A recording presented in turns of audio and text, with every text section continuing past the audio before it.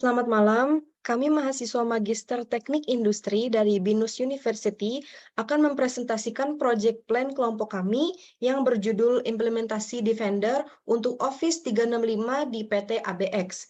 Sebelum itu, kami akan memperkenalkan anggota kelompok kami, yaitu Ainun Syifa Salsabila, yang kedua Alfia Rohmah, dan yang ketiga Deni Amanda. Tujuan dari proyek ini adalah mengimplementasikan Defender untuk Office 365 sebagai mesin anti-spam mail untuk melindungi semua sistem dari pengguna dan sistem. Executive summary, saat ini spam mail bisa bermacam-macam bentuknya. Email mungkin berisi malware atau tautan mencurigakan menggunakan pengirim yang valid di luar organisasi atau dari organisasi internal yang membuat pengguna tidak dapat membedakan antara email spam dan email yang valid. Aktivitas ini juga disebabkan oleh insiden keamanan di PT ABX terkait spam mail pada beberapa pengguna pada bulan November. Dari analisis, keamanan email tidak memiliki kemampuan untuk memfilter email dari domain yang sama.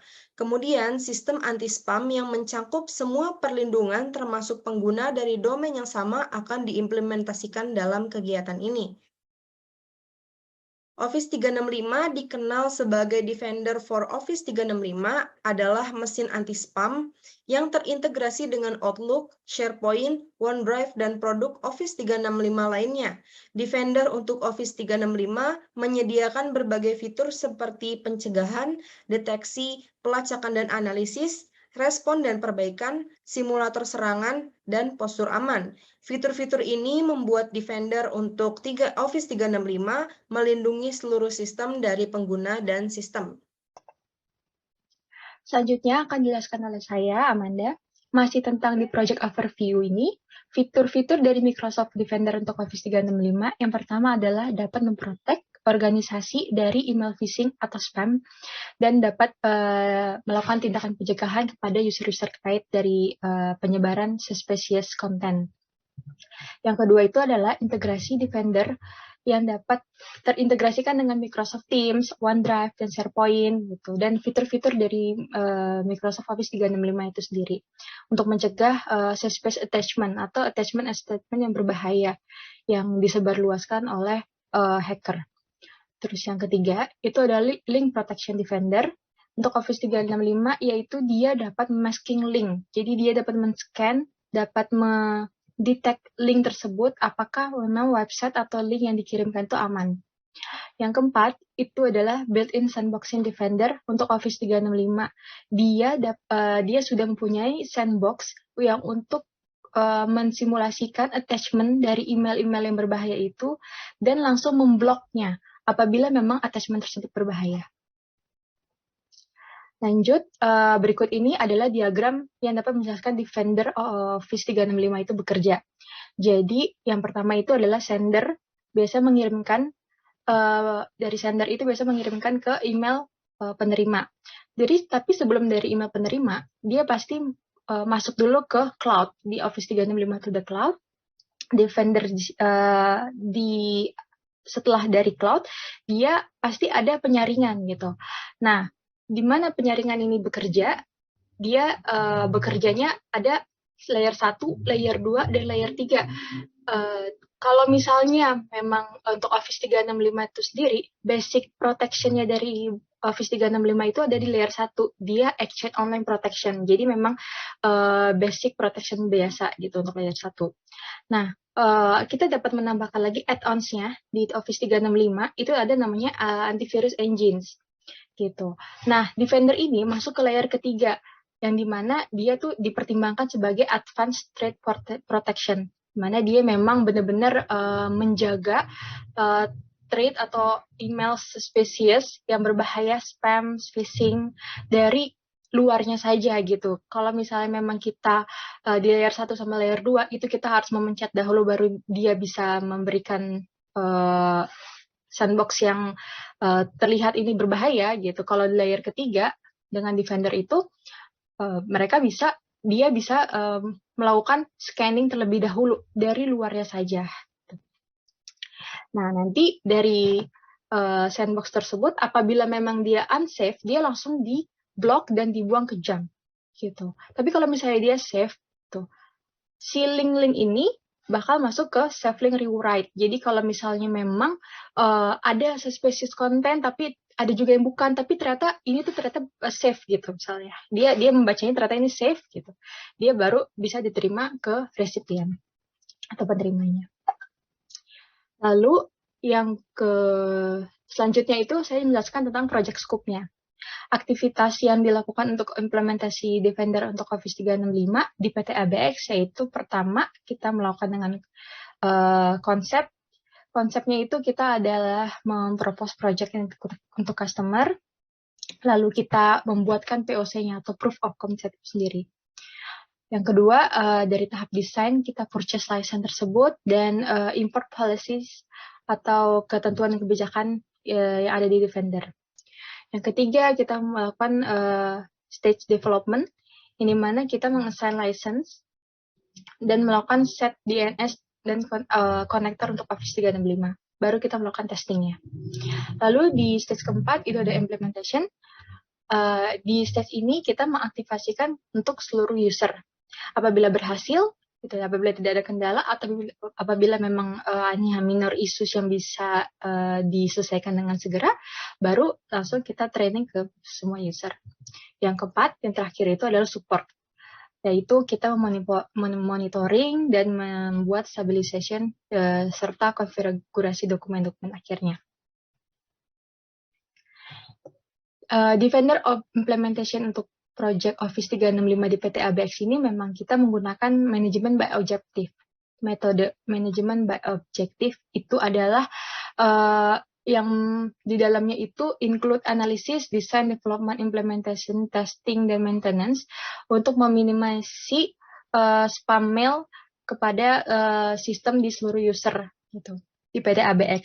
Jadi seluruh personelnya email mereka, hardware dan software resource-nya akan di-manage oleh project team, di mana nanti project ini akan dilakukan closing stage ketika implementasi of Defender Office 365 ini sudah mencapai 100% untuk seluruh user di PT ABX.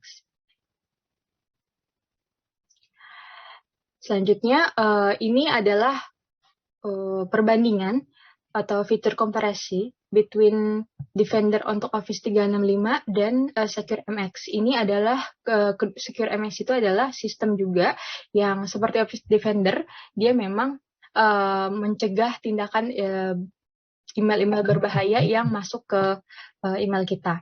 Jadi memang dari fiturnya ini yang pertama preset security policy dan konfigurasi analyzer di Secure MX dia punya, tapi Defender Office 365 dia punya gitu. Nah, dan save attachment di Teams. Nah, Defender Office 365 dia tetap meng-save attachment tersebut, tapi kalau Secure MX dia langsung membuang itu dan memblok link tersebut. Jadi kita tidak bisa melihat lagi attachment-nya. Untuk Defender dia bisa save link in Teams, gitu. Kalau Secure MX tidak.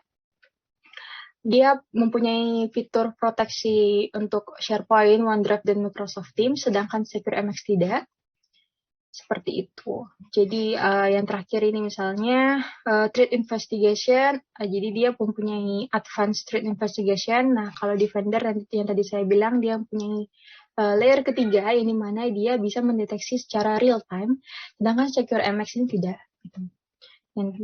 Yang terakhir, last but not least, itu adalah sandboxing, di mana dia memang bisa mengecek, menganalisa dari luarnya terlebih dahulu. Setelah itu dia bisa memasukkan itu ke dalam blocking email apabila memang itu termasuk email yang suspicious. Dia ada langsung di email yang diterima tersebut, seperti ada kata-kata di situ.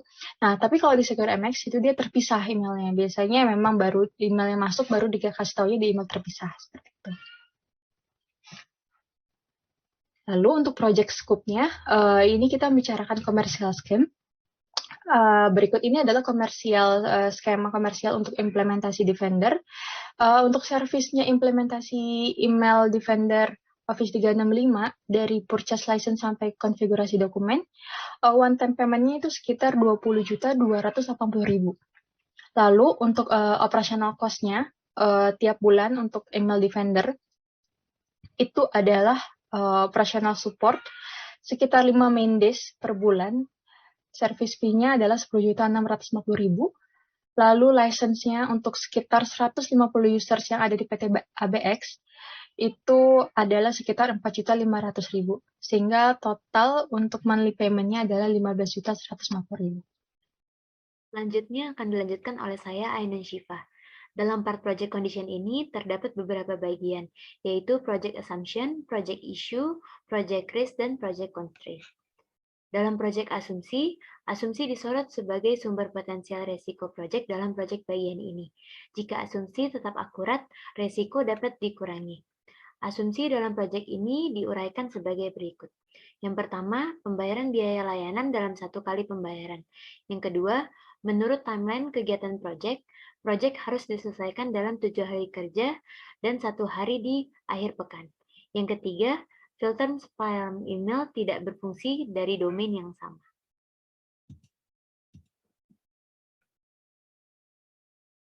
Dalam project issue, terdapat beberapa masalah saat berlangsungnya project ini selama total 8 hari yang tertulis dalam tabel, beserta penyelesaiannya juga berdasarkan penentuan prioritas sebagai berikut. Yang pertama adalah pembelian lisensi, di mana sebelumnya menggunakan free trial. Pemilik bagian ini adalah tim procurement dan memiliki prioritas kriteria nomor 4, yaitu merupakan close issue dan masalah telah selesai. Yang kedua, resolusi yang kedua adalah mengimpor kebijakan dari SMF yang sebelumnya feature tidak lengkap.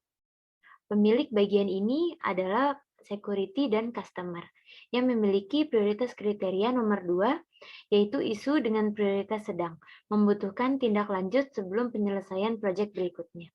Yang ketiga adalah mengekspor kebijakan ke Defender yang sebelumnya feature tidak lengkap.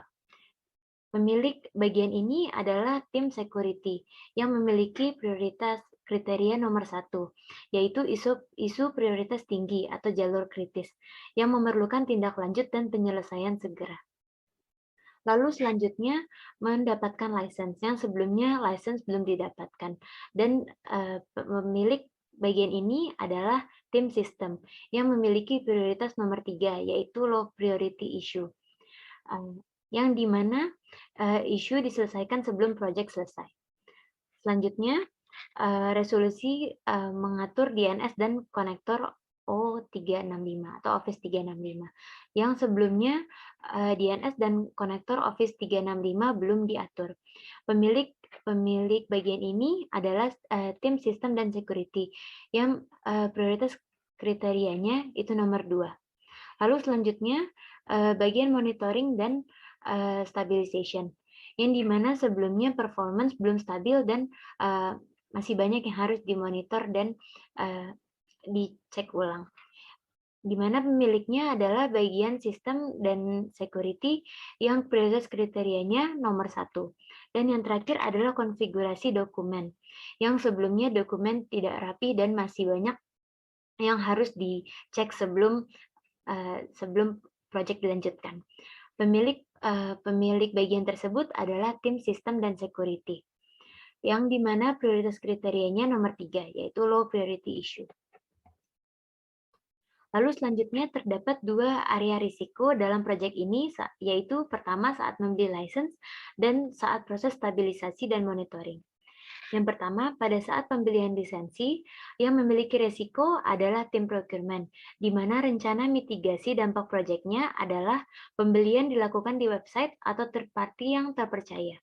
Lalu yang kedua, pada proses stabilisasi dan monitoring, yang memiliki risiko adalah tim sistem dan security, di mana rencana mitigasi dampak proyeknya adalah memastikan tim mendapatkan training agar sudah teredukasi guna untuk meminimalisir kegagalan.